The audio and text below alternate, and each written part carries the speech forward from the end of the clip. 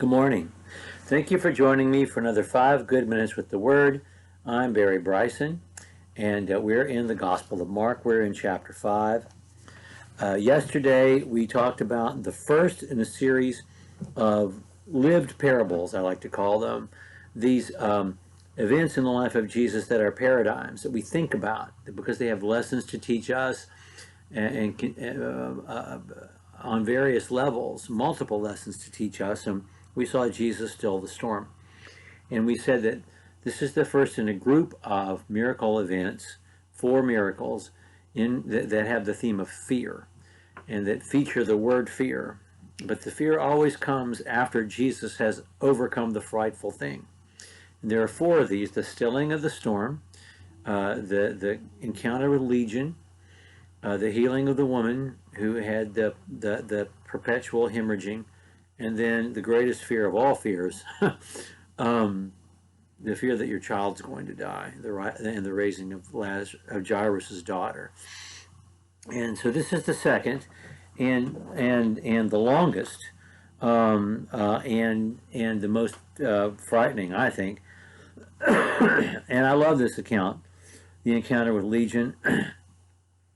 It's longer in Mark than it is the other than it is in Matthew and Luke. This is one of the rare occasions in which we have a longer account than we have in the other 2 Gospels. And it's so vivid, and I hope we pay attention, and I hope that we associate ourselves or have empathy with Legion. When we talked about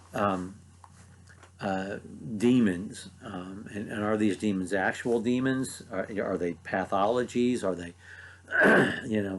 and I think all of the above. I think in each instance we're not exactly sure what we're dealing with, and as I continue to remind us, human taxonomy is a human construct. But I think we all know what it means to have voices in our head dragging us in 100 different ways, and competing with the one true voice, and having a hard time hearing that one true voice because of the static in your head, and acting out because of that static. I don't think anybody who lives in a modern, developed nation has any problem knowing what that means. And we are Legion, and we need what Jesus offers to Legion. Let's read 1 through 20. And they came to the other side of the sea, and in the country of the Gerasenes. He's in Gentile country, by the way. And when he had come out of the boat, immediately a man from the tombs with an unclean spirit met him. And he had his dwelling among the tombs, and no one was able to bind him any more, even with chains, because he had often been bound with shackles and chains, and the chains had been torn apart by him, and the shackles broken in pieces. And no one was strong enough to subdue him. And constantly, night and day, among the tombs and in the mountains, he was crying out and gashing himself with stones. And seeing Jesus from a distance, he ran up and bowed down before him. Crying out with a loud voice, he said, "What have I to do with you, Jesus, Son of the Most High God? I implore you, by God, do not torment me."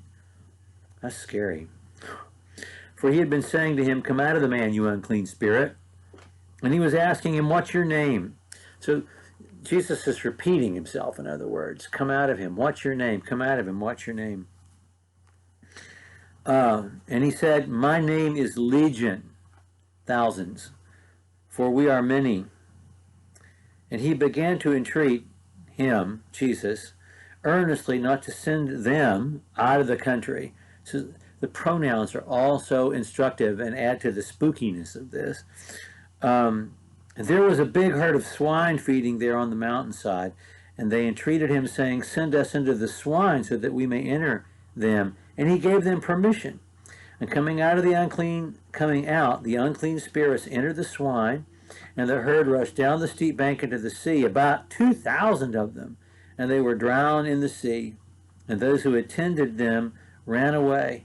And people reported it in the city of that country, and the people came out to see what had happened.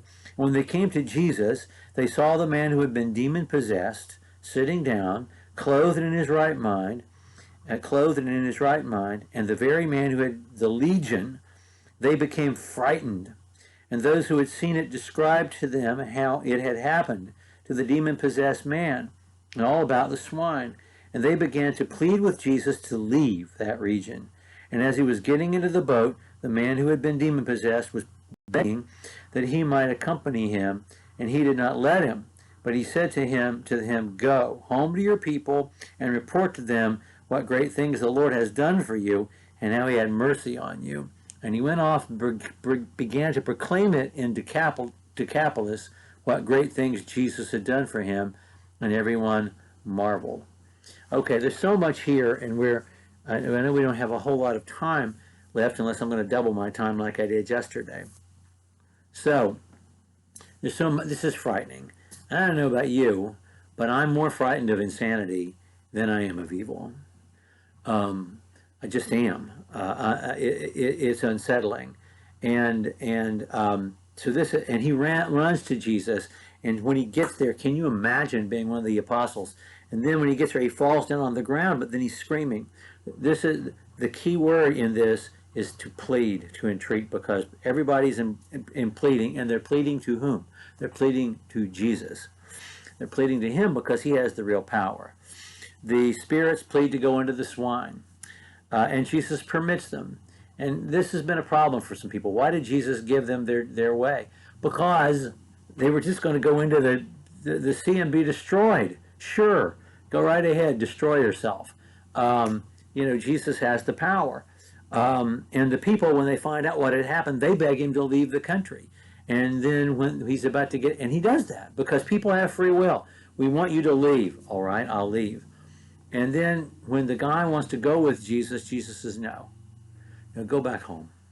Go back home and tell everyone what has happened to you. And he goes back to Decapolis, the 10 cities, the 10 villages, Gentile villages, and he tells them about Jesus. This is not going to be the last time. Jesus hasn't deserted this man, because in this gospel, in just a few chapters, he's going to be back in the land of the Gerasenes. He's going to be back there, and he still has work to do there.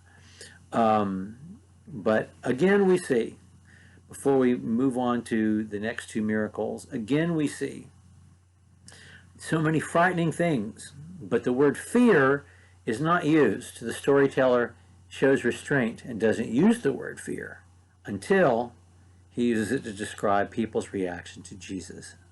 And they're afraid of Jesus because his power is so much greater than that thing that had frightened them before.